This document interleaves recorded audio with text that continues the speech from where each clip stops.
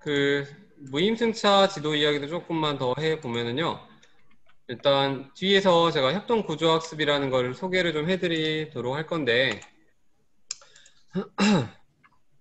그냥 제가 막 메모하듯이 적어본 거예요. 저는 이제 무임승차를 방지하기 위해 역할 배분도 좀 많이 고심을 하는 편이고 팀 구성할 때부터 이제 어떻게 하는지 보신 분은 아실 거예요. 뭐 네. 교우 관계랑 여러 가지 시스템적으로 하는데 그 부분은 네, 이따가 좀 소개를 시켜드려 보고 어, 일단 이런 거죠. 협동구조학습이라는 것들도 사실 무임승차가 되지 않도록 동등한 참여가 될 수 있도록 유도하는 어떤 수업 기법이라고 보시면 돼요. 그리고 동료 피드백 형성평가 뭐 이런 것들이 자신의 어떤 역할이랄지 평상시에 협력을 하면서 어떤 친구가 좀 많이 저희가 그 배움 지도라고 해야 될까요? 이런 거 많이 쓰는 거 있죠. 모르시는 분도 계시기 때문에 자기를 잘 도와주니까 함께 공부하고 싶은 친구가 갖고 있는 어떤 능력, 성향 그런 친구들은 어떤 특징을 갖고 있지? 이런 부분에 대한 좀 이야기를 해보면서 모델링 시켜주는 것도 좀 필요하기도 하고요. 네, 그리고 음, 중간중간에 어떤 팀 성찰이랄지 반성, 또 초반에 팀 세우기 차원에서의 팀 서약 정하기, 팀의 어떤 약속, 뭐 이런 것들을 어, 예방 차원에서, 그러니까 이것도 이렇게 보시면 될 것 같아요. 무임승차 또한 문제 상황이잖아요. 그럼 제가 늘 말하듯이 문제 상황이라는 것은 예방하거나 아니면 사후 대처라고 볼 수 있는 거죠. 그랬을 때 지금 이 질문에 대한 답이 이제 사후 대처라고 본다면 저희 반에서 해결하는 어떤 충돌 문제 해결 시스템이 있는 거 아시죠? 하신 분들은?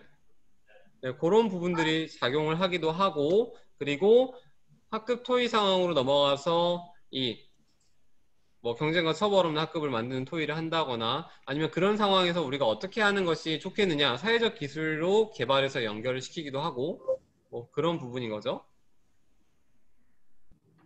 그래서 선생님들이 예방과 사후 대처 차원에서 똑같이 보시면 좋을 것 같아요. 아이들이 모든 상황에서 협동하지 않고 다툼이 일어나는 것 또한 문제 상황이니까 어떻게 하면 예방할 수 있을까? 어떻게 하면 사후 대처를 할 수 있을까? 싸움이 일어난 다음에 어떻게 하면 좋지? 뭐 이런 부분들.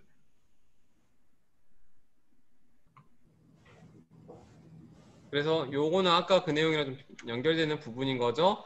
신교육 목표 분류학이나 이런 그, 네, 또래교사 시스템 이런 부분들을 보여드리는 이유는 이거예요. 아이들이 저는 잘하는 아이나 못하는 아이나 저희가 초등교육을 통해서 키워줘야 되는 것은 기초기본학습훈련이나 이런 것들 넘어서서 자존감을 형성해 주는 것이 필요하다고 저는 봐요. 그랬을 때 자존감이라는 것은 자신의 어떤 자아 효능감, 내가 할 수 있는 무언가를 발휘했을 때 오는 것들도 있고 자아 존중감이라는 것 안에 많은 개념이 들어있는 부분인데 사실 자신감이나 이런 것들이 자존감에 포함되는 더 하위 영역의 어떤 네, 역량이라고 보았을 때 아이들이 이런 남을 가르쳐주는 경험이랄지 또래교사랄지 네, 이런 것들을 통해서 다양한 사고 수준 그 아이가 현재로는 만족을 못하기 때문에 또 다른 차원에서 만족할 수 있는 기회를 제공해 주는 거 뭐 이런 것들을 생각하신다면 네, 단순히 어떤 리더 역할을 하는 이걸 떠나서 진짜 수준 높은 아이들 있잖아요. 정말 뛰어난 아이들. 그 아이들을 정말 잘 활용하실 수 있을 거라고 봅니다. 그러니까 그 정말 뛰어난 아이들에게 교사를 오히려 얘네를 만족시켜주지 못하면 가끔 교사를 잡아먹는 애들도 있잖아요. 능력이 너무 뛰어나가지고 선생님한테 막 질문해가지고 선생님들 모른다고 뭐 이렇게 선생님을 괴롭히는 아이들, 못된 아이들, 영악한 아이들 있죠. 그런 아이들을 대처하는 저희의 능력 중에 하나가 저는 사실 요런 다양한 사고 수준에서 그 아이가 그 능력을 발휘하게 한다면 사실 그 아이도 못하는 부분이 있거든요. 네, 요런 차원에서 아이의 능력치에 어떤 수준에 맞게끔 역할을 부여해 주시면 좋을 것 같습니다. 그리고 이제 못하는 아이들 차원에서도 좀 이야기를 드려보면 이제 이런 거예요. 역할을 단순화시키라는 건 제가 저학년 하면서 좀 터득했던 노하우인데요. 사회적 기술 센터 이야기 드릴 때에도 이제 근데 궁금한 게 여기서 사회적 기술 센터를 모르는 분 계신가요? 잠깐 확인 좀 하고 넘어가겠습니다. 사회적 기술 센터를 모르시는 분?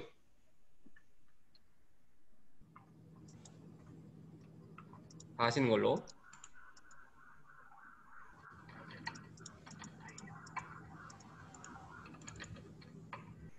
네.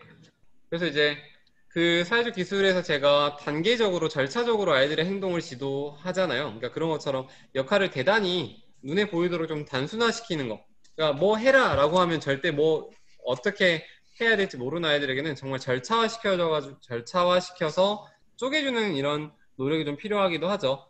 그리고 역할 로테이션 요거는 아까 말씀을 드렸고 다양한 어떤 그 모든 역할을 경험하면서 자신이 잘할 수 있는 거리를 조금이라도 발견할 수 있게끔 하는 거, 뭐 이런 것도 필요하고. 네. 그 다음에 스스로 역할 세우기라는 것은요, 교사가 제시한 그 역할 말고 본인이 할 수 있는 것을 스스로 찾아보게 하는 거. 그래서 그 역할을 반영해서 팀의 어떤 운영면의 역할을 다시 좀 디자인을 한달지, 이런 것들도 필요하겠죠. 네, 그리고 이 자존감은 설명을 드렸고요. 완성의 경험이라는 것은 어떻게 되었든 제가 프로젝트 때도 말씀드렸던 거예요. 제가 협동학습 때부터 다져온 생각인데 수준의 높고 낮음을 떠나서 그 아이가 완주하게끔 저희가 도와주는 게 필요하다는 거죠. 그 완성의 경험. 한 번도 이런 아이들은 보통 끝맺음을 내본 적이 없는 아이들의 경우가 많죠. 그래서 이 아이들에게 저는 발표랄지 어떤 쓰기랄지 보통 이런 경우는 수행과 연결되는 경우가 많죠. 어떠한 수행 과제를 주었을 때 완주를 해본 경험이 없기 때문에 완주할 수 있도록 도와주는 거죠. 근데 이런 아이들의 공통적인 특징이 아이디어가 없어요. 아이디어가 없고 남이 한 걸 따라하는 건 그래도 잘하거든요. 그 따라하는 거는 하고 나서 그 이상을 저희가 요구할 때 자기 것을 창조하게 하면 못하기 때문에 다른 사람의 것을 어떤 지지하거나 평가하거나 요 정도까지만 하더라도 사실 그 아이가 참여했다라는 마음을 줄 수 있어요.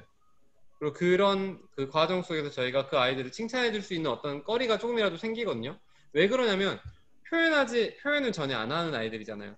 근데 어떤 방식으로든 참여하게 하고 어떤 방식으로든 표현하게 하는 과정 속에서 어제보다 좀 더 나아졌음을 저희는 잡아서 그 친구들을 칭찬해주고 또 할 수 있게끔 기회를 주고 거봐 할 수 있지 않느냐 다음에 또 해보자 이런 이야기들을 할 수 있는 자연스러운 래포가 형성되고 저는 이 부분을 1년간 쌓아가는 거라고 생각을 해요. 그래서 제가 이런 아이들한테 제일 먼저 쓰는 게 사실 패스 제도 저희 반에서 소개시켜 드린 적 있죠. 발표할 거리가 없을 때 패스하고 보충하는 다른 친구들이 의견 준 것에 대해서 지지하거나 되돌리거나 그 사이에 자신만의 생각을 생각하거나 뭐 이런 것들을 하게 하는데 사실 그 과정 속에서 한 번도 자기 표현을 해본 적이 없는 아이들이 이 언어 표현하는 것이 사실 가장 쉽죠. 못하는 아이들이 글로 쓰는 것보다는 말로 하는 게 더 편하잖아요. 그러니까 이런 부분들을 조금씩 참여시켜주고 수행하는 성공의 경험을 주시면 이 아이들이 그래 해볼까? 요거 정도는 할 수 있겠는데 이런 마음이 전 조금씩 생긴다고 보아요. 그래서 저는 패스제도 이것도 대단히 추천을 하는 좀 방법이기도 합니다. 혹시 이런 아이들에 대해서 좀 네, 혹시 고민이 있으시거나 대화를 좀 생각을 나눠보실 것들이 있을까요? 참여하지 못하는 아이들, 소극적인 아이들.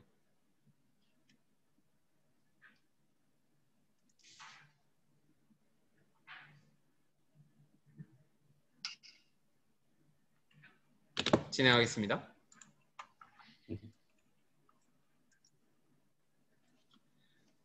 네. 그래서 요거는 좀 넘어가고요. 그동안 했던 이야기 여러 가지로 좀 정리해 놓은 거예요. 협동학습하는 방법 중에 하나로 네, 저는 이제 제가 질문 관련해서 말씀을 드리면서도 질문이 협동을 낳는 건 당연하죠. 왜 그러냐면 질문을 통해 저희는 사람을 움직이게 하니까요. 지적으로 움직이게 하든 기능적으로 움직이게 하든 태도적으로 움직이게 하든 저희는 사실 네, 자기 스스로를 움직이게 하든지 남을 움직이게 하든지 질문을 통해서 무언가가 시작됩니다. 그래서 교사가 질문을 하는 것도 좋지만 아이들이 스스로 자신의 어떤 질문을 가지고 하는 것 그게 어떻게 보면 GPD라고 볼 수 있잖아요. 근접 발달 영역. 아이들 간에 서로 하부르타를 나누듯이 질문을 하게 만드는 그 능력을 키워주는 것이 또 시작이라고 봐요. 그리고 질문이라는 것이 네, 아이들이 어떤 질문의 가치 이런 것들을 좀 깨달을 수 있도록 단순히 단어 뜻을 물어보는 것 그것마저도 사실 가치 있는 질문이라는 걸 좀 훈련시킬 필요가 있는 거죠.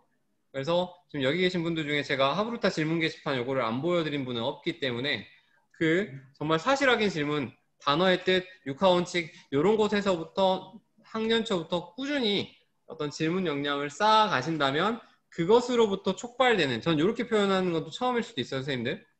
정보의 갭이, 질문이라는 거는 정보가 갖고 있는 정보의 양의 차이가 난다는 거죠. 질문하지 않는다는 건 그만큼 그에 대해서 갖고 있는 정보가 많다는 거고요. 질문이 있다는 거는 갖고 싶은 정보, 지금 현재 가지고 있는 정보가 없다는 거예요. 근데 이거는 과제 차원에서도 좀 접근을 할 수 있는데 아이들이 서로 갖고 있는 지식과 정보, 능력의 이 갭, 차이가 오히려 질문을 만들어낼 수 있도록 상황을 좀 연출을 해주시고 그 질문을 통해서 소통과 협업이 시작된다는 거죠. 그래서 아이들이 협동을 하게 만드시려면, 소통하게 만드시려면 먼저 질문부터 잡으셔야 된다는 거죠.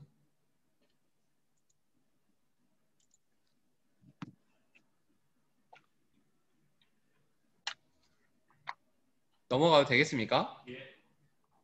네. 그래서 저희 반에 어떤 질문이 있는 그 원칙 있잖아요. 요거는 오늘은 안 하고 넘어가고요. 네, 혹시 궁금하신 분은 다음에 기회가 된다면 해드리도록, 따로 물어보신다면 해드리도록 할게요. 그 다음에 이제 질문하는 아이들 서로 소통하게 하고, 즉 이거예요. 지금 제가 여기 지금 정리한 비판적 사고력 다음에 커뮤니케이션, 뭐야? 야, 죄송합니다. 그 다음에 소통 다음에 협업, 그리고 창의성 순으로 제가 포시를 정리를 했는데요. 요 순서로 정리한 이유가 있는 거죠. 질문이 먼저 소통을 만들고 소통을 통해 협업이 일어나고 그러한 소통과 협업 속에서 총체적인 어떤 창의적인 사고가 발현이 된다. 여기 포시, 여기서 말하는 미래학습 역량은 개인의 역량이 아니라 집단 창의성이라고 하죠. 저희가 사실 예전에 많이 나왔던 말들 중에 창의인성 교육이라는 말 대단히 많이 나왔던 적이 있거든요. 그 창의인성 교육이 결국 집단 지성, 집단 창의성을 이야기하는 거예요. 근데 그걸 해내는 것이 결국 이 포시가 두루 길러진 학생들 간의 협동이 이루어졌을 때 사실 그 집단 창의성이 일어나는 거죠. 그래서 질문이 그만큼 중요하다는 거 다시 한번 강조를 해드립니다.